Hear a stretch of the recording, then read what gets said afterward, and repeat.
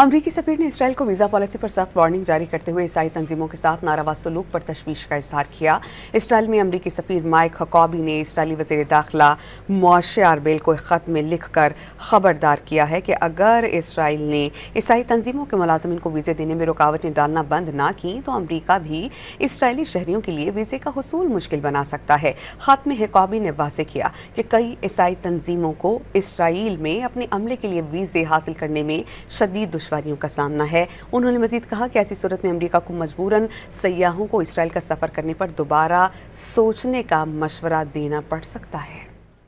अमरीकी सफीर ने इसराइल को वीज़ा पॉलिसी पर सख्त वार्निंग जारी करते हुए ईसाई तंजीमों के साथ नारवा सलूक पर तशवीश का इजहार किया।